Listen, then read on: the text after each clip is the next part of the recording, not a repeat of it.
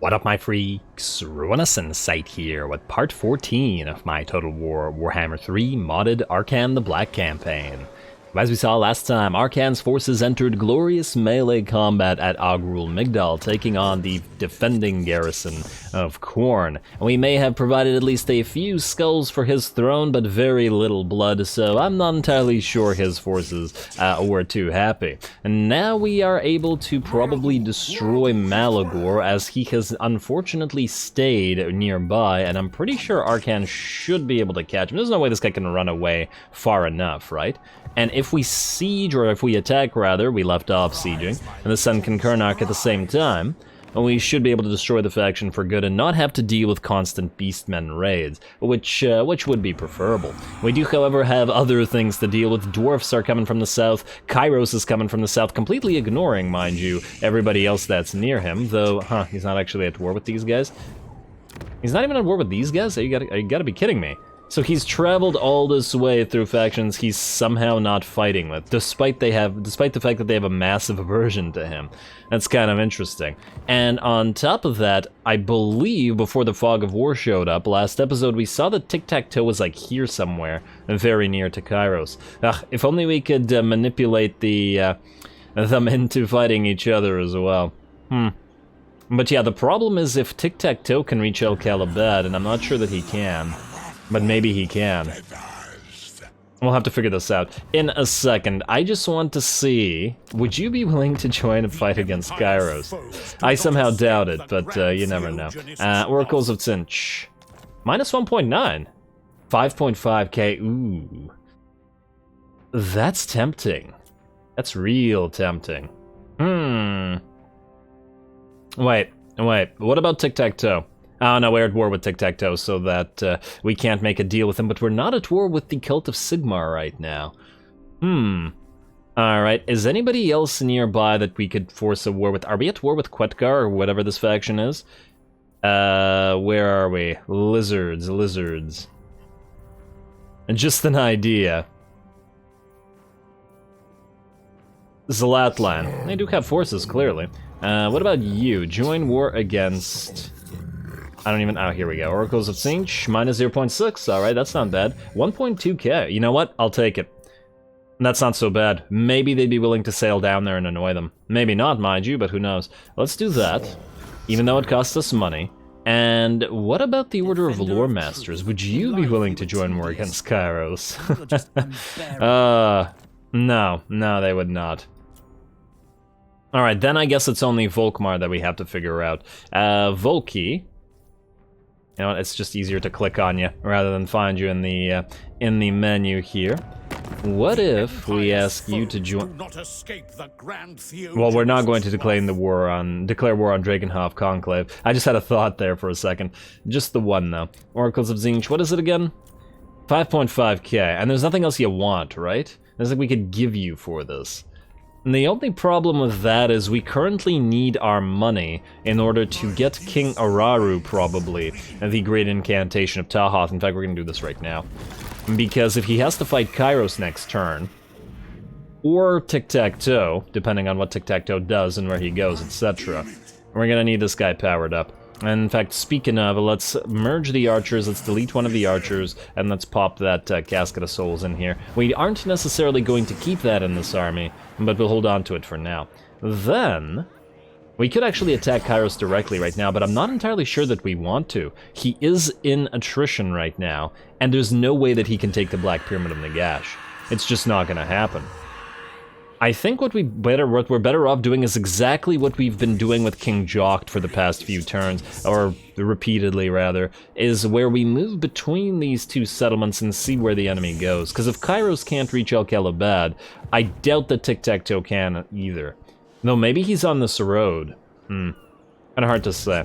But we're gonna take the chance here. We'll put you between these two, and if one of them sieges them or something, as in the settlements, we'll try to deal with them like that. Alright, go, let's say... I'm not entirely sure it can matter all that much. We'll also apply your one single skill point. I still don't see TIKTAQ either. Alrighty, and we will go for Passage to the Soul Realm for you, because it's really the only decent thing and that we have as an option. Now, I'm almost thinking... Wait, where are we here? Oh, right, I was going to do this last time.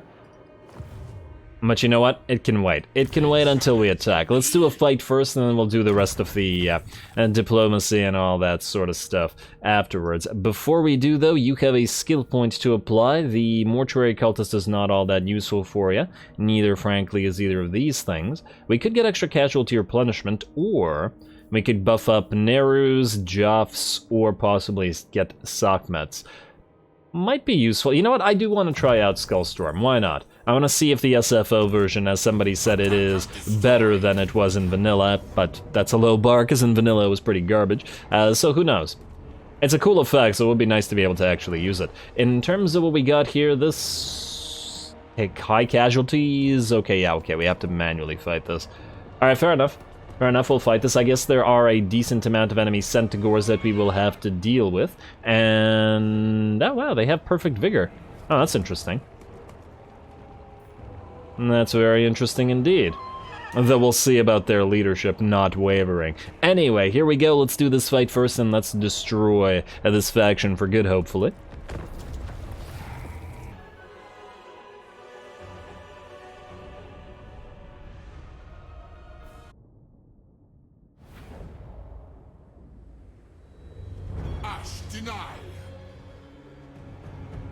Alrighty, here we go. I don't imagine that this should be too problematic. Really, the only thing we have to watch out for is one of our units of skeleton spears, considering they're already pretty badly damaged, from getting charged by a bunch of centaurs and ripped apart by that. That said, we do have a pretty darn decent starting area, and despite this being a World Roots battle, or a Deep Roots, I forget what the name is, battle, we do have a very nice setup, and we are not blocked by trees, I guess, because as well, actually there's trees everywhere on the map, but not actually on the part where we're in, so that's just great. Also, we have an impassable terrain here and a piece of an impassable object here, which means we can use them to create a pseudo wall. We'll get our archers behind them on top of the higher elevation and put our skeleton warriors below. Also, we do have our sepulchral stalkers to counter the enemy centaurs, which are the main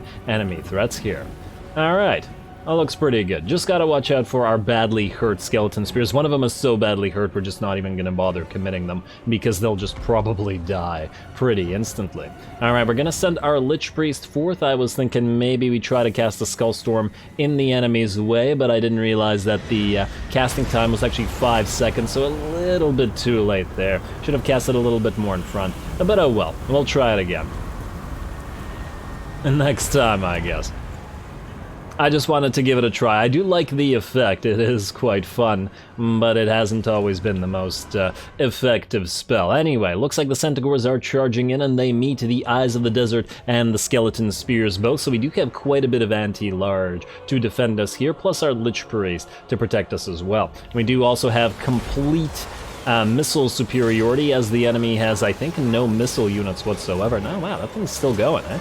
It does last quite a while, yeah, definitely should have put it in the path of the enemy's army. My mistake, but we'll rectify it with the next battle. Sepulchral Stalkers towering over the enemy Centaurs, who are looking to be in pretty bad shape against, once again, all this anti-large. We also got the incantation of Cursed Blades going on the Skeleton Spears, just to apply that little bit of extra bleed effect. Otherwise, we do have a single unit of Skeleton Spears down here, which is probably going to be in danger, getting attacked by Gores and Ungores, so we'll have to be careful there. And the biggest enemy blob of infantry is on this side. Kind of interesting how the enemy separated their entire blob of Centaurs from their biggest blob of infantry. That's actually pretty good for us, however, as we can retarget all of our mortars specifically to fire upon this pile of infantry. And by separating our units of skeleton archers, it looks like they're getting fairly decent angles on the enemy here as well. Ooh, some nice explosions, very good.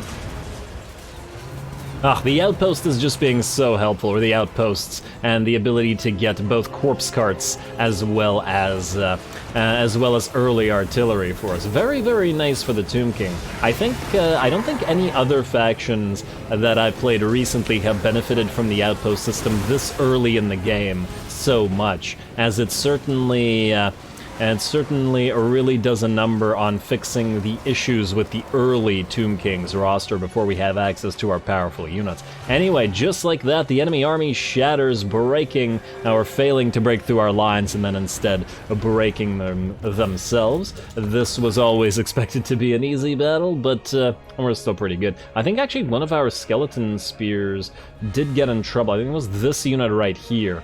And there was one right on the flanks here that tried to back off, and I'm not sure that it survived.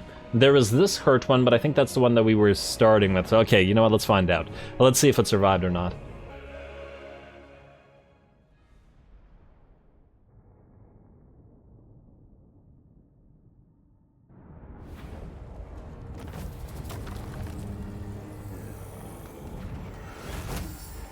Alright, not too bad. We did still manage to lose one skeleton spear unit, but not every single one, like the auto-resolve was saying. Once again, the Eyes of the Desert proved instrumental in defending against those Centaurs and getting 14k damage, which outdid pretty much everybody pretty darn handily, though we got decent amounts of damage on the skeleton archers as well. I did whiff the use of the Skullstorm there, but we can always try again. Not a big deal. We should also be able to recruit units of skeleton spears to replace the ones we lost here without much trouble.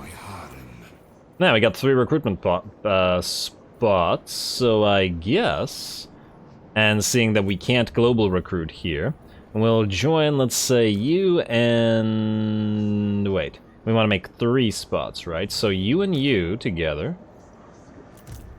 And then you and you. Just because it'll be faster than healing. And then 1, 2, 3. Lovely. Alright, it is nice that we can get our units back. If only we had a few more ringers in this army. Actually, that reminds me. We do have black coaches available now. They don't necessarily have to be in this force, but we could pick a force to put them into. King Jocht might serve, but we...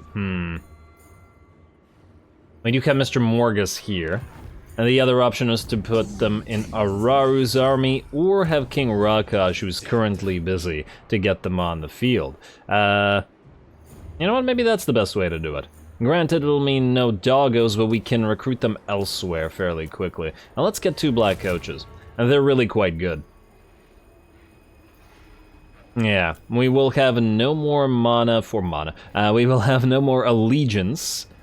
Though I suppose calling it mana or Winds of Magic in general for both the Tomb Kings and for the undead in general kind of does make sense in some ways, especially for the vamps. But yeah, allegiance is what I meant. We will have no more allegiance except for corpse carts, but hopefully we can get them back. A and B. There's also Vladi Daddy, so after a few turns we might be able to get our defensive alliance going with him. Now, let's double check diplomacy. We weren't finished, we just started the battle there. And Sylvania's, well, they're willing to go for that military access. We could get a defensive pact with the Dran. Maybe now is the time to do it. Just for that little bit of extra cash. Ooh. I wonder, could we get enough cash by doing alliances in order to get Volkmar to join the war against Kairos? It'll weaken Volkmar, possibly, and it'll weaken Kairos, possibly. Both of the concepts of which I do like. How much would you give us for this? 1,000 gold, eh? That's not enough. We need 5.5k. I suppose we could always do it next turn. If he's still willing, but he might hate us more, because I imagine that our relationship is probably decreasing at this point. You know what, let's do it, Silastra. Defensive alliance, and give us money. And... I assume Harbinger of Disaster is still only willing to give us 1. Oh, in fact, they're not even willing to peace out anymore. And then we still have the Drakenhof Conclave, who we're probably not going to go into an alliance with. They're willing to give us another 1,000 gold, though. And Pirates of Sartosa, military alliance. I kinda don't like that. That's gonna cause problems for us down the line, so maybe we avoid. Vlad, military access, 62 money, sure. Let's do it. Very close to a defensive alliance, and actually surprisingly close to become vassal. Maybe he's not doing so well. His strength rank is 67. Gotta be concerned about that. What do we have here? Clan Moors, yada yada yada. So it's really the Dreadfleet who are willing to give us another 1,200 gold. But it's just not enough, even with the 1,200.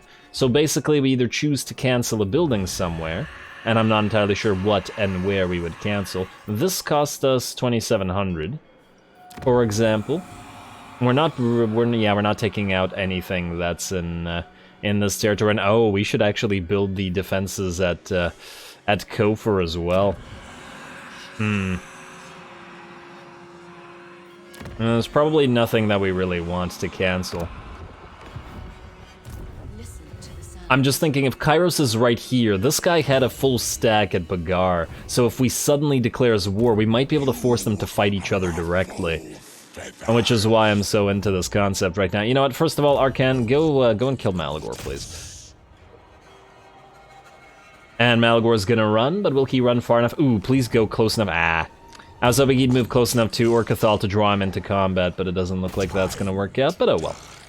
Alright, let's do this, and to resolve you, please. Thank you, and that should be the end of the Harbinger of Disaster. Lovely. And, oh, we got some missions successful. That's great, too. Arkhan, you can reach this guy, but I'm 90% sure he's just gonna run. Do we give this a try? At least he'll stop raiding. Oh, actually, he won't. He'll just move away. I mean, let's just annoy him slightly. It barely cost us any movement anyway. Yeah. As long as we're in our own territory, not a big deal. And, oh, that's not in our own territory anymore. Please tell me you can go back to it. Yeah, okay, we're fine. We're fine. Go back into channeling stance. And that also reminds me, Arkhan, we're going to replace this Necrotect. Who's okay, but nah. Let's see what we got in other Necrotect options.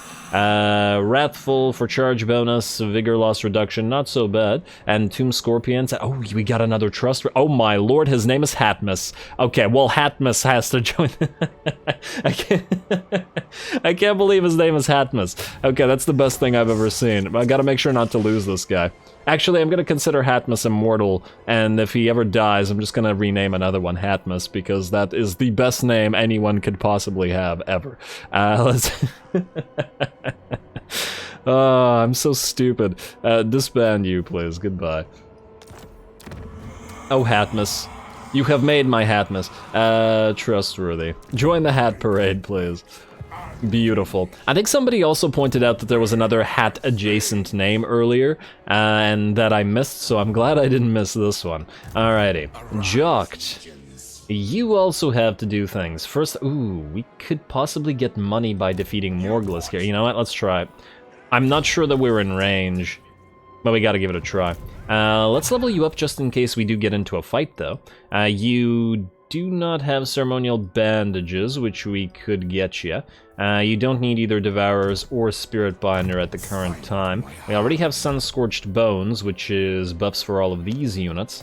And there's probably not much use in getting another thing, because we don't yet know what this guy's going to do. Which means either Martial Discipline or Unyielding, and considering he should have his Kemrian War Sphinx reasonably soon, Unyielding and that extra 10% hit points is probably the way to go. He'll be tanking a lot of stuff on that thing.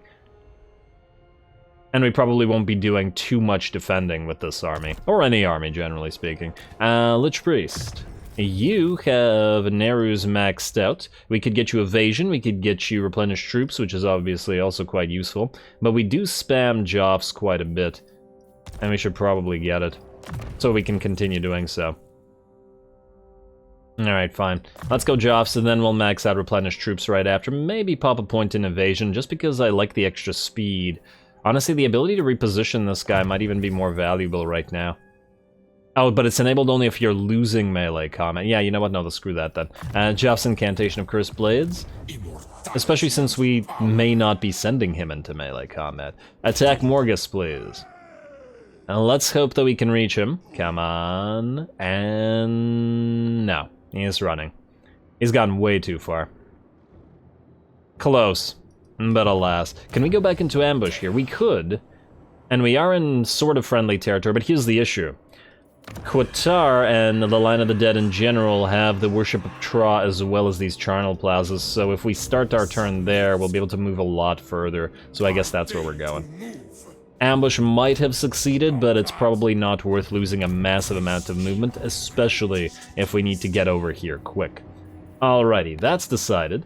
Now let's check out some buildings and stuff. Feels like we probably need to. Sunken Kernark, well, actually, you can collect income for a turn. Just a little bit of income, mind you, but collect it. You are losing public order, but you're fine for now. We are going to get defenses here. We still need to get defenses at Kofar, which we cannot currently afford. Yeah, there's probably nothing we can... Oh. Yeah, we won't have this next turn. We won't have this 6,000 gold that we need. I really want to get these guys fighting, though.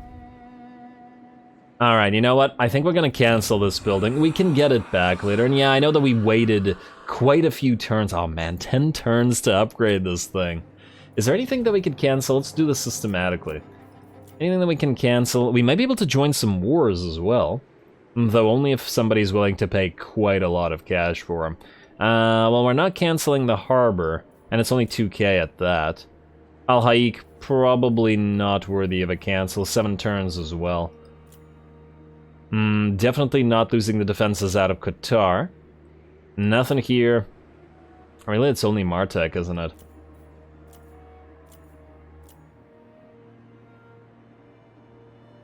Yeah, you know what? I know it'll take 10 turns again, but honestly, this province isn't super critical to be built up. It's not really going to be generating a lot of money, and it is mostly just in the way right now because it's a yellow territory. Yeah, so we'll just leave it as it is. Alright, so now we need another, what was it, 5.5k I want to say? Join war against Kairos. And yeah, we'll probably be fighting Volkmar ourselves very shortly. And I can no longer see what the amount of money is, damn it. Well, I'm hoping that it's 5k or else this will have been a horrible waste. So, who can we join war against? Let's see, where is Vlad? And we can become friendlier with him. Who are you fighting? Karazakarak and Clan Moors and Border Princes. What about we join war against Border Princes who are pathetic and weak right now? 2.1? 1,000 gold, that's not bad. That's not bad at all. I doubt that they'll sail down here, and even if they do, they still have to deal with a bunch of stuff. Oh, they might even die.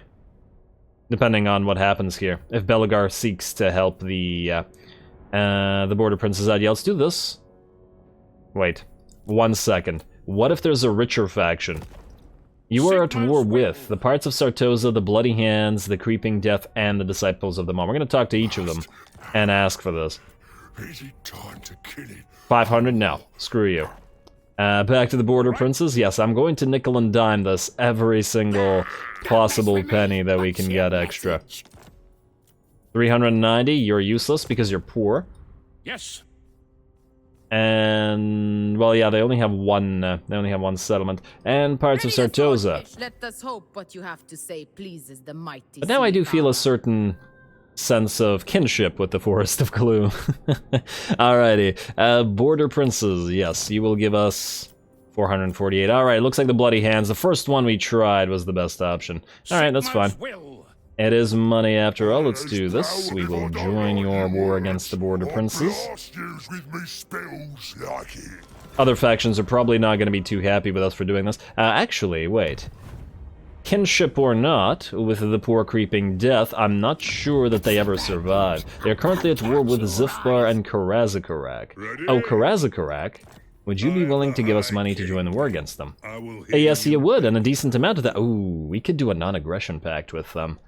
It's probably not going to last, though. And frankly, Vlad probably won't like us being buddy-buddy with them.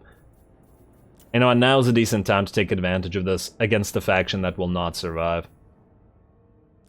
Go on, then. There we go. Maybe later on we'll even join war against Clan Verms and ask for the non-aggression pact. I'll think about it. I doubt that it'll work out, and we're gonna have to fight the dwarves eventually anyway, or the dwarfs, or rather. Now, that should be enough money, so... And don't tell me that was enough money and that I didn't have to cancel that. Well, if it is, it is. Join war against Kairos. There we go. Yes. Alright. Hopefully this actually works. Wait. Wait. I didn't end the turn. Where's Kairos? He was here, right? Wait, I'm so confused right now. He was right there. Did he just magically disappear? What the heck is going on? Okay, that's very strange. That is very, very strange. I don't know what's going on anymore. If we didn't end the turn, nothing would have changed. Well, whatever. We're gonna get defenses in Kofor because we have the money now. And we're gonna do our next research, which should be the Priesthood of Neru to get another Lich Priest, but we can't afford it right now, so we're gonna go for the Bone Edifice instead. Though it would actually be very nice to get King Araru a Lich Priest. He does need one. Damn it. Alright, what about Vlad? What if we join war against somebody? In fact, wait, let's check out somebody who's far away enough that we can join war against them, and that it'll be good for us. Musion does like us. We could redeclare war on the Bleak Folds, or can we? Nah, 5 turns. Damn.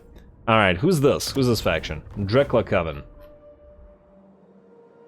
Dracula Coven, whatever. You are currently at war with Heralds of Ariel and Exiles of Nehek. That helps us not at all. We could declare war on the Wardens of the Living Pool, who are in this one little they're not at war with anybody. Damn. Alright.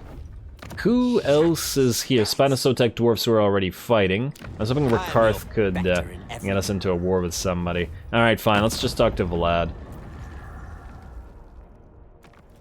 I could declare war on Karak Norn. What would Arguelon give us for this? 2.2? 696. That would not be enough.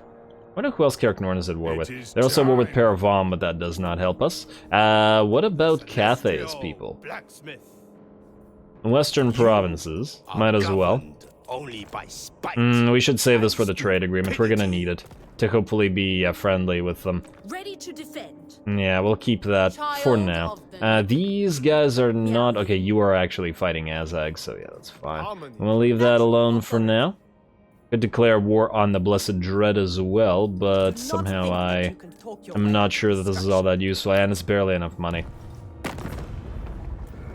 Alright, we're gonna just go through this until we find somebody. The only reason that I'm thinking now that maybe we don't want to declare war on any of Vlad's allies, or enemies rather, is because he's kind of close to vassalization. And if we declare war on a bunch of Imperial provinces, we might be able to force him to be our vassal. Though that might also weaken his faction, which may not be such a good thing. Are we currently fighting Templehof? Yeah, we are. Damn.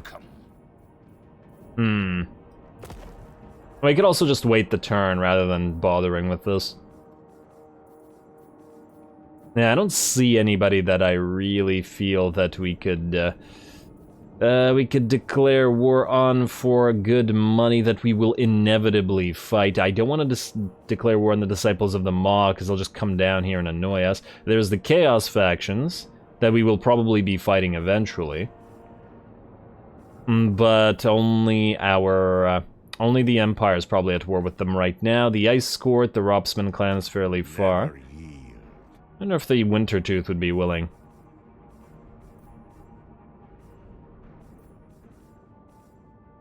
Yeah, you know what? I'm not sure that I like any of these options.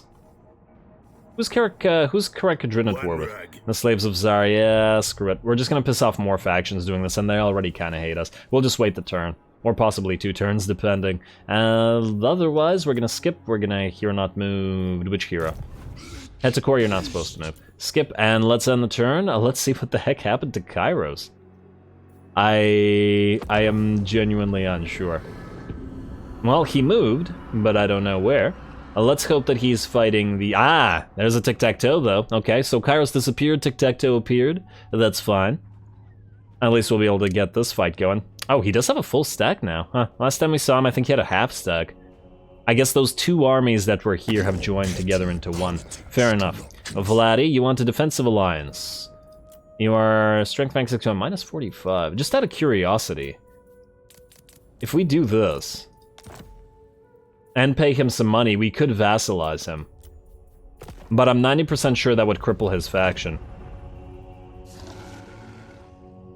As in, he'll suddenly become a lot weaker and be unable to do anything. Well, maybe not anything, but he'll start losing quite a bit. This also could be a superstition or a holdover from an older game that is no longer the case. And oh, TIKTAQ'TO'S suffered attrition here. Nice. Right of Sotek performed the last defenders. Great for them. Ally begins outpost construction. I guess we do want to build our own outpost. Mountaineers destroyed. Carrick Nord. Ah, we could have declared war on them. Damn. Oh well. You, Arkhan. You're starting to move up this way. Like this, I guess, is slightly faster? Yes, alright, go this way. Alright, and Hatmus, you are obviously going to join the army. Hopefully you don't get killed by this guy. I will be so upset if we lose Hatmus now. Oh, I probably should have given this guy extra mobility before we did that. Ah, whatever. We're still very, very far from Death Gorge, and frankly, they're probably gonna have a full stack by the time we get there. You... You can reach Galbaraz from here, can't you? And that might be the thing to do. And oh, what the heck is this? That is not so good. There's a full stack here. Well, I'm not canceling these guys, and frankly, with less than half of an army, you probably won't win. There's handgunners here, and who knows what else. Alright, well, if we lose Sorcerer's Islands, we'll take it back next turn. We could try to build defenses here right now. We've got defenses coming up here to defend the Kofar Harbor, but that's as it should be. You know what? This won't be completed next anyway, so I think what we'll do is we'll switch to the worship here to reduce the cost of these inbuilt defenses next turn. Maybe we'll also have enough money to go for the Lost Tombs next turn as well, so we're going to briefly switch you as well to reduce the cost of that. And it looks like we're going to get another battle going. Oh, he does have all these... Fire Leech Bolas, not regular Pterodon Riders. Oh, that's not good for us. We have fire weakness, and the relatively tight formations of all the skeletons are very much in danger from the Fire Leech Bolas. Alright, there's another option. Well, maybe not other option, but an option. And we activate the Flock of Joff, just to get an aerial unit to fight some of the Fire Leech Bolas, or at least to make them run away. 100 Canopic Jar is a little bit steep, but I'm not entirely sure that we can win this battle against the Fire Leech Bolas. They're incredibly good against our units. Or at least the relatively garbage units that we have in this army. Alright, Flock of Joff it is.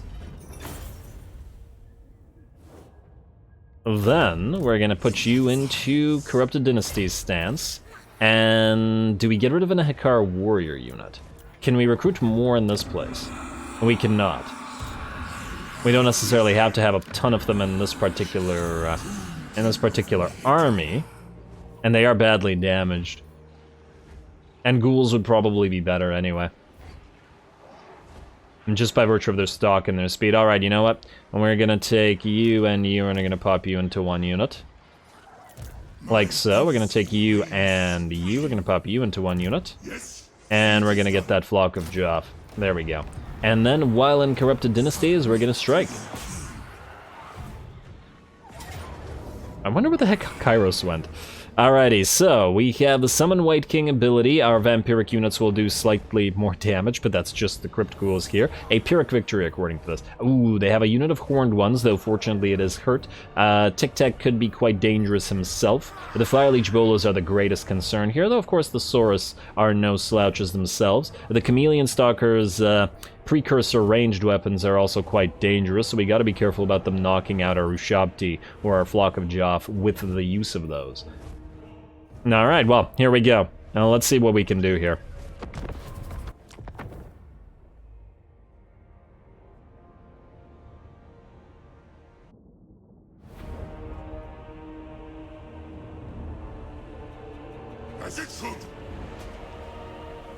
Alrighty, here we go. This should be pretty interesting. The Fire Liege bolas scare me greatly, and I also really love the unit, as I feel like I've mentioned before, though I'm not entirely sure whether that was this campaign or not. But Fire Liege bolas and Chameleon Skinks are some of my favorite units in the game. Can't wait to start using them in my own Kroq-Gar campaign as well. Should be a pretty fun time. Anyway, here comes the enemy. We're going to bombard them as best we can with our Casket of Souls here, targeting the Saurus and the Red Crests, and not the less valuable units. Unfortunately, we obviously can't target the Chameleon Stalkers because they're in stock, and we can't see them. Enemy Horned Ones are going to start moving forward, and so is TIKTAQ'TO'S. Obviously, we're going to immediately start quite literally crossfiring here. And X marks the spot, I guess, and he's getting very badly beat up by all that range damage. He's also going to land on our Toon King and White King, which also seems like not the right place to go, as they should be able to take care of him quite quickly. Kind of wasting your lord there, AI, but who are we to complain? A few more hits should take him out, but the Fire Leech bolas are moving in, and here comes their first volleys. One here, and it looks like the same thing is happening on this side. TIKTAQ'TO'S only got a couple of hits left on him, but the first volley has taken about a third of the HP on one skeleton spear and a third on the other. We're also going to get flanked by those Chameleon Stalkers, but that's why we've been keeping our Nehekara warriors back, specifically to deal with those. We also have our Flock of Joff, which is going to fly around and do a sort of area denial sort of thing, wherein if the enemy tries to move in with its Fire Leech bolas and attack our skeleton archers, there we go, down goes TIKTAQ'TO'S, that's when the Flock of Joff comes in and starts preventing them from doing so. I'd really rather that the Fire Leech bolas attack our skeleton spears than our archers. Ooh, and nice shot from that Casket of Souls, actually knocking out a few of the Fire Leech bolas. It was trying to hit the Chameleon Skinks behind them, but that was quite nice. Enemy shouldn't have positioned them like that. Otherwise, this unit of Fire Leech bolas is already in pretty bad shape and shaken, being targeted by 2 units of archers, and will soon hopefully be gone. Over on this side, more Fire Leech bolas are moving in, and once again, we gotta keep up with that area denial on the Flock of Joff, who are going to move in and counter them. The purpose of this is once again to prevent them from attacking the skeleton archers, because the AI has this tendency to move them directly over units like skeleton archers, and then hover over them where the archers can't actually fire, which is quite good. It's quite effective, and it's what the player would do as well, so props to the AI for doing that, but we definitely don't want to have to worry about it. So, it's a pretty even battle between the Flock of Joff and these 2 units of the Terradon Riders. The enemy is confident, and we are losing slightly here, but we do have ranged support. So once the ranged support is done, and they should be knocking out that Skink Chief shortly, judging by the amount of HP he currently has remaining, we should be able to move the Flock of Joff back, and then have the archers fire on the Fire Leech bolas again. Our flanking units are also moving in to help out and hopefully trap the enemy Horned Ones in the middle of the fight here. The White King also helping out and trying to target specifically the Horned Ones so they don't come back. Same thing goes for the Ushabti. Otherwise, the Ushabti are going to be the ones really holding the lines here, as our skeletons are starting to be in very bad shape and are going to be melting in various places. Looks like our Flock of Joff has backed off, but it does allow our archers to once again start hitting the Fire Leech bolas, and at least the first unit is looking like it's backing off. Bounce of power is definitely starting to be in our favor at this point, at about 85-ish%, and the only place that's really in trouble right now is these Nehekara warriors on the flanks here. They're fighting one single unit of Tier 1 Nehekara warriors was holding off 2 Tier 3 Chameleon Stalkers after all, so not such a great matchup for them, and I imagine they did take hits from the precursor ranged weapons on the Chameleon Stalkers as well. But here come the Ushabti to deal with us, so they should be able to mince these infantry units quite well. And I imagine once we can get these to rout, the battle will be over. Over in the background, the enemy units of Fire Leech bolas have come back and have landed upon our archers, but the Flock of Joff counter them yet again and dropping down on them at the same time. As soon as we get one of them to rout, we will once again just retarget them with more ranged units. Alrighty, well done to the Ushabti. And they may not be making quick work of both of these units, but they're certainly getting their damage in there. Plus, we've activated the second level of the Realm of Souls, though by the looks of it, we're going to be short of the third one before the battle ends. Balance of power is about 90-95% in our favor. The Chameleon Stalkers run only to have the Flock of Joff drop their bombs upon them. And with that, TIKTAQ'TO'S army shatters. Without Tic-Tac-Toe, of course, because he lies dead somewhere in the middle of the... somewhere in the middle of those dunes there. One of our skeleton units is unfortunately crumbling, but we are going to give chase nonetheless. I do still... I mean, this is a thing that's existed for a long time. Your units continue crumbling even when you've won the battle, which is kind of silly. But I guess there's nothing anybody can do about this. Maybe it's hard-coded or something about the way that undead works. But really, they shouldn't be crumbling apart after they're no longer fighting. They should recover their leadership, especially as your lords should be able to focus on keeping them up and running. In particular, the vampires. I mean, I'm not entirely 100% about the Tomb Kings, but especially when they lack a Lich Priest in the army. Because the lords wouldn't be casting things, but for the vampires, every single vampire lord would or should be able to keep these guys from crumbling apart. But anyway, not a big deal, it's just a skeleton spear, we can always get it back with a single turn, just like we did in that Beastman battle. Anyway, we're gonna give chase as best we can, trying to focus down the Saurus, mostly because they're much slower than the Skinks are. And I skink that's the best target. Anyway, a close victory for us, and we certainly took a little bit of damage on our skeleton spears, but otherwise, this is a pretty good value for us. We've destroyed the enemy army, we remain in our own territory, and while we do have to chase them down, I don't think that without Tic-Tac they're going to be viable. Though I do believe all of the Fire Leech Bolas survived. Alright, let's see the damage, let's see if we're capable of moving on.